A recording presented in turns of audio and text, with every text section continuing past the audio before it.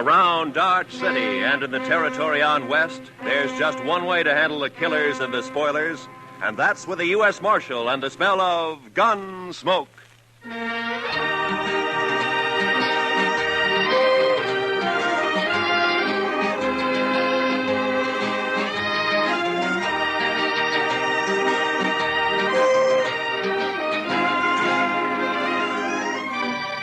Gunsmoke, starring William Conrad. The story of the violence that moved west with young America. The story of a man who moved with it. Matt Dillon, United States Marshal.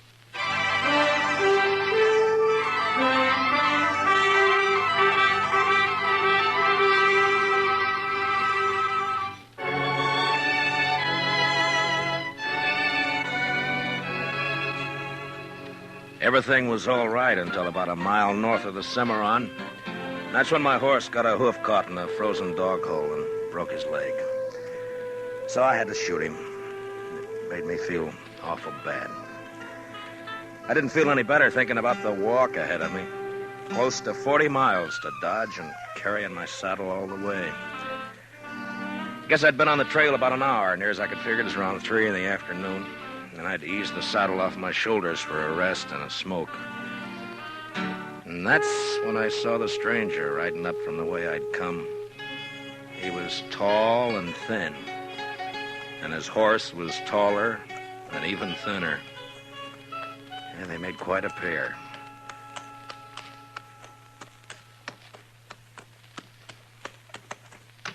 Hi. How are you? You lost? No.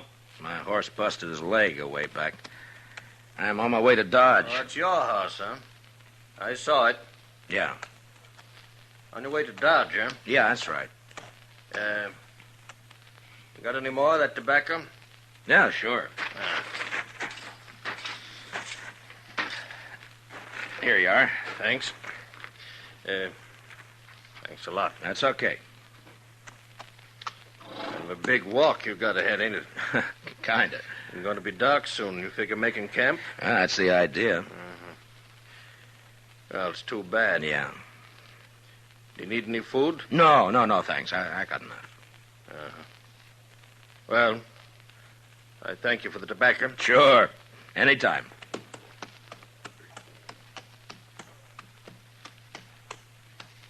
Hey. Yeah? Not saying this beast won't drop dead from the shock, but do you want to climb on behind? Save you a piece of boot leather for a while, anyway.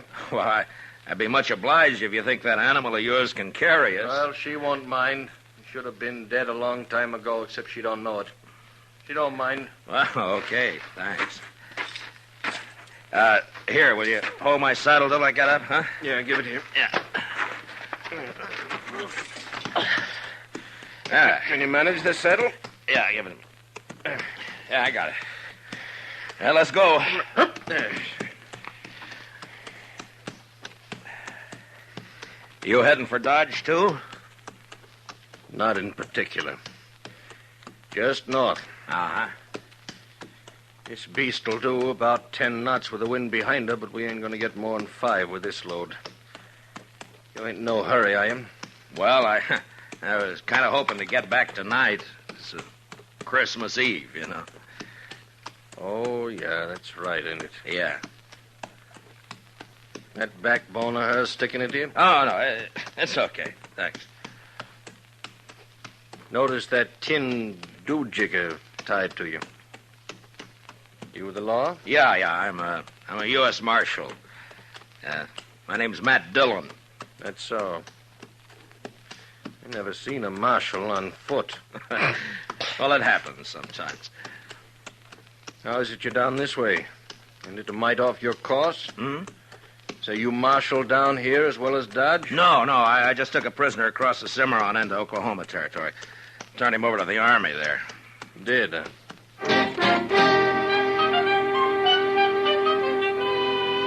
And then he shut up tight. We must have ridden a couple of miles without a word. I got to thinking about Dodge and Chester, Doc, and Kitty, and the rest of them. You know, there's something pretty special about any place at Christmas time.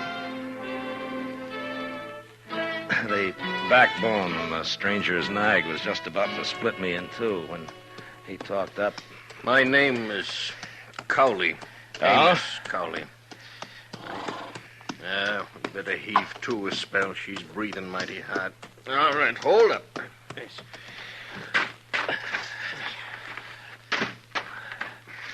Ah. Yeah, it's getting a little chilly, isn't it? Yeah. Could I trouble you for another smoke? Oh, sure. Here you are. I thank you. Say, what's it like in Dodge? What? Dodge, what's it like? Oh, it's like any other town, I guess. Pretty big, huh? Well, yeah, I guess so. Not so big as New York, though. Oh, no, not as big as that. You know, I haven't been in a big town now for more than 10 years. Oh, is that so? No. Been down in the territories, drifting. Thought I'd move up north this time. Maybe go back east. So you're from the east, huh? Some time back. Say, what's it like? What? Well, Dodge, any town. At Christmas. Same as it used to be? Well, I guess so. What do you do? Well, it's the same as most people, I guess. What most people do at Christmas. Well, that ain't saying a lot. What are the folks like? And what does it look like? I just kind of like to know. Well, I don't know. Well, there's Front Street. That's most of Dodge right now. Of course, it's getting bigger all the time. Do you have any kids? No, I'm not married. Kids have fun Christmas. Yeah, they do. That's certain. And Dodge, they sometimes have a party for the kids a couple of days before Christmas. Kids like that. And then everybody gets feeling good, looking forward to Christmas Eve. Like last year.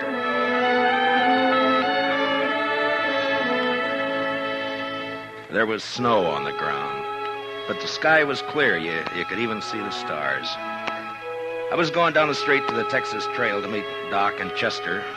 Chester, he's my deputy. Doc's a doctor in town. We had some work to do later on in the evening.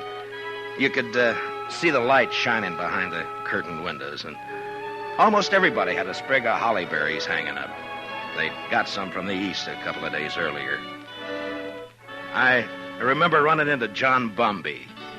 He's a kind of general handyman in Dodge. Never says much, but he sure had a lot to say that night. Oh, hello, Marshal. Oh, hi, John. A lovely night for Christmas Eve, isn't it? Yeah, it certainly is, John. Yeah. Pretty fine night. Peace on earth, goodwill to men. Mr. Dillon? Yeah, that's the way it should be, John. You know, Marshal, this is going to be quite a night for me. Yes, sir. Oh, is that so? Oh, yes, sir. Tonight, I'm asking Mrs. McNish to become Mrs. Bumby. What? Mm-hmm. Well, John, I didn't know that. Oh, I know it's been a mighty fast secret, but I'm popping the question tonight. Well, I wish you a lot of luck, John.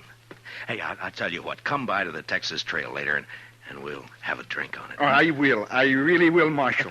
You're good and kind, Marshal. Good and kind. Merry Christmas, Marshal Dillon. Merry Christmas. Well, the same to you, John.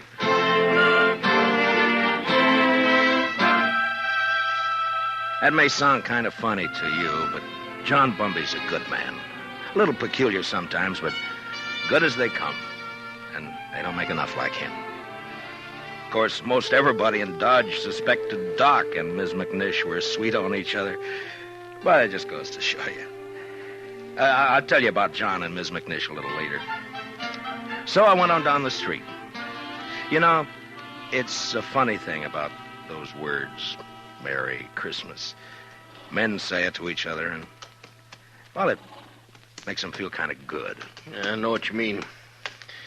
Used to be a seafaring man myself. When you're on the sea and it comes Christmas, things like that can count a lot. Yeah. Well, we might as well get underway again, huh? Sure. All right. Hey. You want to take my Yep. saddle? Give it here. Okay. That's- Give it to me. Okay. Come. I guess you'll miss it in Dodge tonight. Won't you? Well, if you could get a little more out of this nag of yours, we might make it tonight. No, there's not a chance. She'll be on her beam ends pretty quick. She's been on a long reach since sunup. Oh. Mighty bare country up this way. Oh, it depends on what you're used to, I suppose. Well, mighty bare where I've been, too. It's not like the sea. That's always different.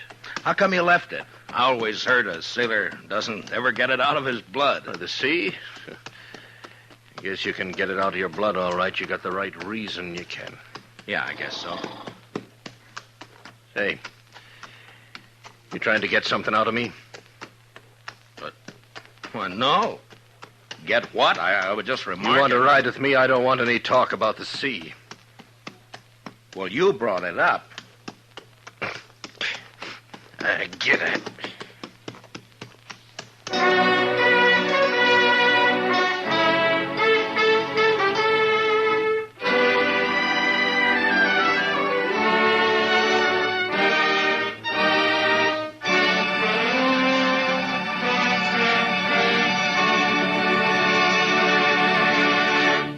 We will return for the second act of Gunsmoke in just a moment. But first, tomorrow night, Jack Benny and his whole fun-making gang make a personal appearance at a Long Beach, California Veterans Hospital.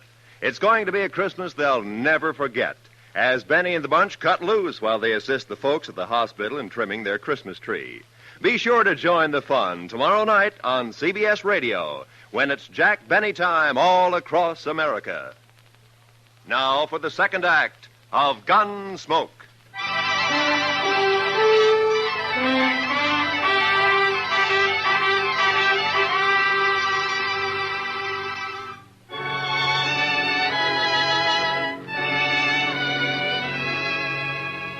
Amos Cowley sulked his way along the trail for the next while. And then it was almost like he couldn't stand the quiet. Or maybe he had things on his mind. He turned his head. Go on. What? Go on. Tell me some more. Oh, about Dodge? Yeah. Well, I don't know. Well, you try some more, huh? Well, they got a little pine tree in the Texas Trail. Tree? Yeah, come down a long way from the north. Kitty Russell, she's a hostess in the Texas Trail. Well, she got a lot of ribbon and gewgaws and made it look real nice. That was last Christmas. A star at the top? A star? Yeah. Yeah, I think so. It looked like a star, I guess. It sure looked pretty. And there was a difference in the place that day. Everybody was celebrating and feeling real good. The doors would swing open and somebody would come in and, maybe somebody you just knew to nod at, but because it was Christmas Eve, he'd come right up and say, hello. Oh, maybe that's a good reason, maybe not. I don't know. All right, I'll tell you. Anyhow, it was still kind of early. Just wait your turn. Kitty and Chester were standing off looking at the tree. Hi, Matt. Good evening, Mr. Dillon. Hi, Kitty. Chester. How do you like it, Matt? Christmas tree. That's Oh, that's real pretty. Only tree but one in the whole town. Yeah, Kate's got one over the Alfaganza. Oh, well, I'll have to see it later. yours. You're next. Where's Sam? I don't know. Maybe he started celebrating too soon. Oh. Doc's taking over the bar. Yeah, that's right. You want a drink, Kitty? Sure. Oh, right away. I'll get you a drink. I'll get you. You haven't forgotten anything, have you, Mr. Dillon? Forgotten? What, Chester? There. What did I tell you, Miss Kitty? I knew just as sure as my nose that Oh, you'd forgotten. that. No. I hadn't forgotten. Oh, well, I thought as soon as they get Sam sober enough to take care of the customers, we could go on over to Doc's like we planned. Sure, we'll do that, Chester. Here you are, Matt. Thanks, Doc. Oh. Yeah, well, it's still snowing out. No, it's not. Where are you going, Kitty? All right. Just want to look outside.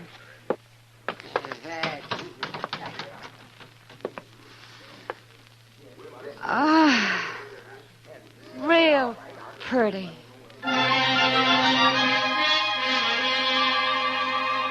Man thinks of a lot of funny things that don't mean much. Kitty standing at the door, sniffing the cold air, and the warmth inside, and the whiskey in me. It was a good feeling. And then Chester and I decided to take a bottle over to Mr. Hightower. He's the telegraph operator over at the depot. He runs a printing shop on the side. Say, Mr. Dillon? Yeah, Chester. Do you mind if I stop by the church for a minute? No, I don't mind.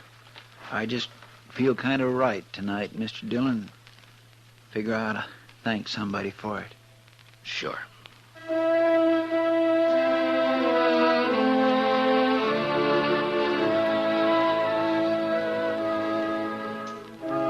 So we stopped by the church. I've never been much of a man for church, I guess, but I went along with Chester. Wasn't anybody else there, just the two of us. Guess we sat for 10 minutes in that place. Chester a little way off with his head bowed. You know, there's a lot of peace in a church. Maybe it's the quiet. Maybe it's the good that people find in there. Whatever it was, it made a man feel glad about pretty much everything. I haven't been in a church since I don't know when. Oh, is that so? I heaved to. Well, she's becalmed again, mister. Okay.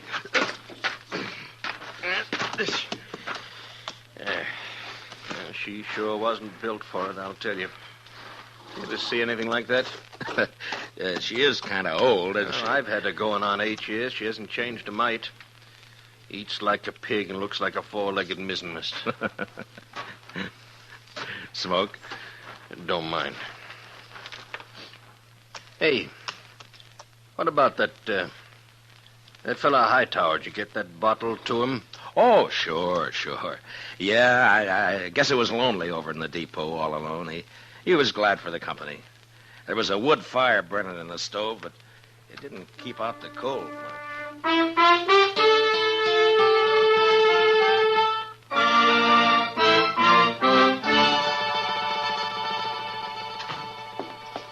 Well, how are you, gents? Merry Christmas. Well, how's it going, Mr. Hightower? Oh, slow, Marshal, slow. Bit of excitement about an hour back, though. That so? Yeah, 9:15 got stuck between here and Hutchinson. Lots of snow back there. They getting her out? Oh, sure, they're trying, but I'm sure glad I'm not on it. It's going to be a cold night on that train. Well, it's kind of chilly in here, isn't it, Mr. Hightower? Any warmer, and I'm going to sleep. Well, say, we brought you over a bottle of Irish for company. Jameson's. Well, I declare I was just thinking about a tot before you boys come in. Now, that's real friendly. Will you have a drink with me? We sure will. Let's open her up, huh? A couple of glasses up on the shelf there, Chester. Get them down, will you?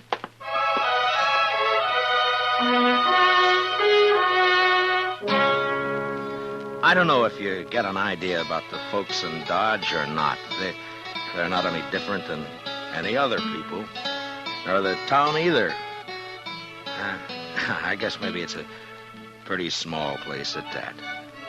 The depot, the hall, a few stores, a church, Doc's office, a Texas Trail, Alafraganza, my office.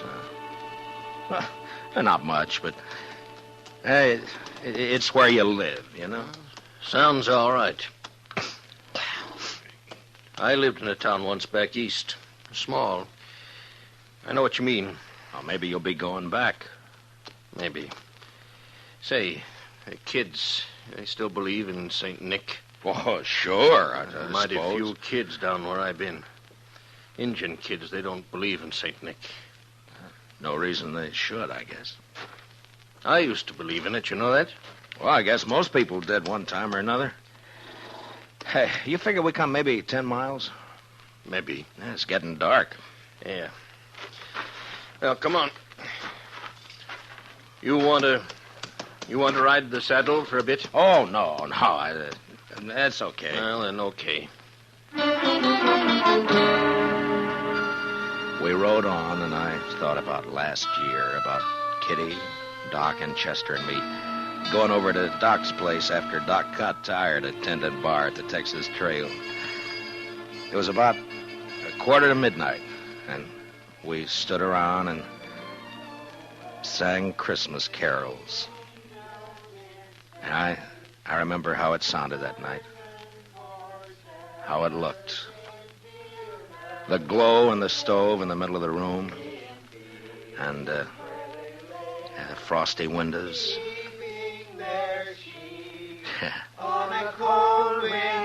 Yeah, it was Christmas Eve, all right. Was so deep, Noel, Noel, Noel, Noel, born is the King of Israel.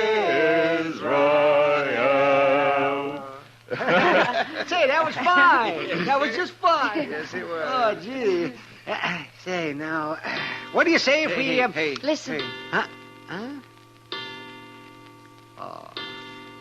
Merry Christmas. Merry Christmas. Merry Christmas. Merry Christmas. You know, I feel sentimental. That's exactly what I feel. I feel sentimental. I know what you mean, Doc. I surely know. Okay, Doc. Bring 'em out.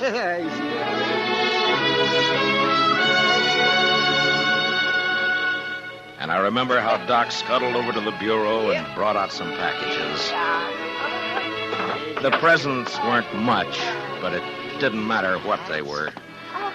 And when we'd finished opening them, it was Chester who said what we were all thinking. I just want to say, Miss Kitty, Doc, you, Mr. Dillon, I just want to say that this is the best doggone Christmas I ever had. And that's what I want to say.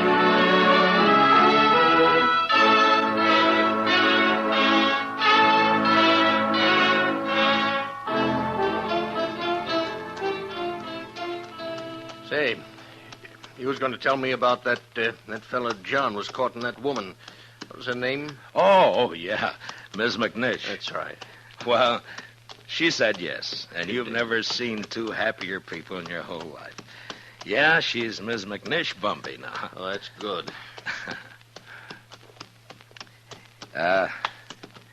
You know, you might settle for a bit in Dodge, or you could get work there. Sure would be fine if you could get back tonight, wouldn't it? Well, it can't be helped. I'd be a lot further away and a sight more tired if you hadn't come along. Yeah. Now, listen. How far do you figure before there's a place you might pick up a horse? Oh, I don't know, 15 miles or so, maybe. We're not going to make any 15 miles in this nag tonight, that's for sure. Oh, that's all right. Now, I tell you what.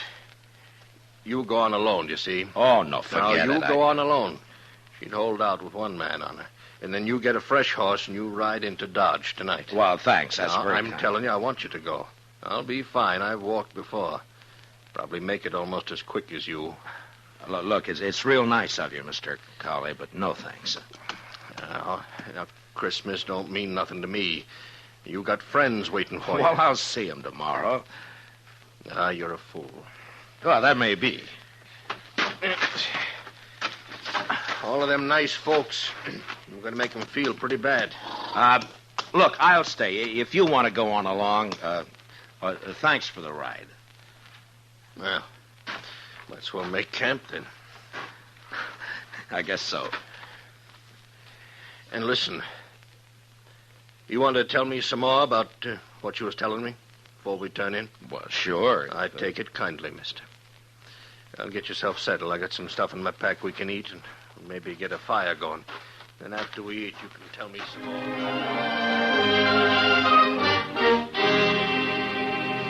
We made a fire and then shared what we had for supper. He seemed to soften up after that, and we talked for a couple or 3 hours. It was like he was starved for news of people, everyday things, and just plain company.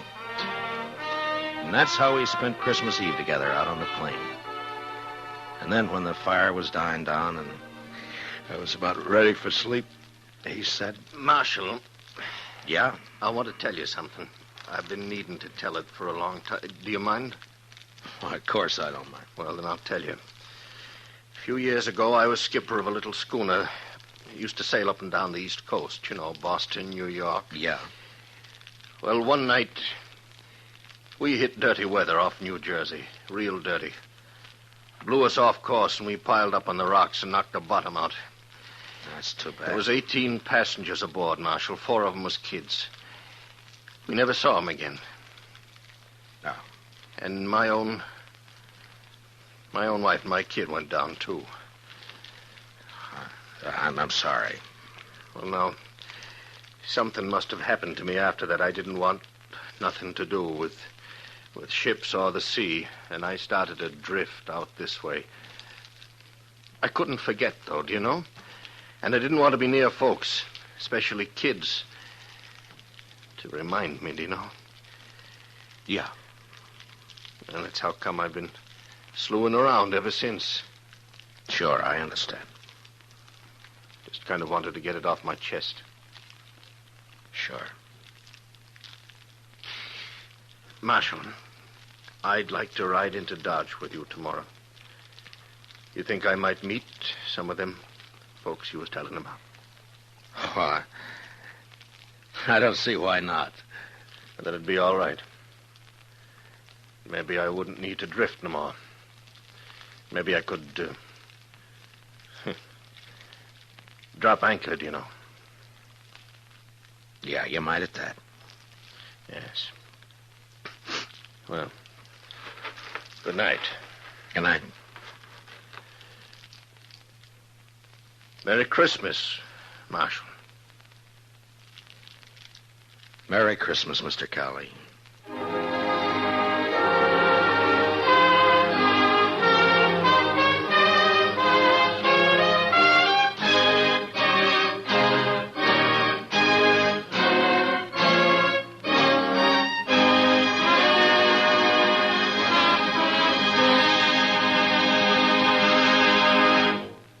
Gunsmoke, under the direction of Norman MacDonald, stars William Conrad as Matt Dillon, U.S. Marshal. Tonight's story was specially written for Gunsmoke by Anthony Ellis, with music composed and conducted by Rex Corey. Featured in the cast were Lawrence Dobkin, with Harry Bartell and John Daner, Parley Bear as Chester, Howard McNear as Doc, and Georgia Ellis is Kitty. Gunsmoke is heard by our troops overseas through the worldwide facilities of the Armed Forces Radio Service. Join us again next week as Matt Dillon, U.S. Marshal, fights to bring law and order out of the wild violence of the West in Gunsmoke.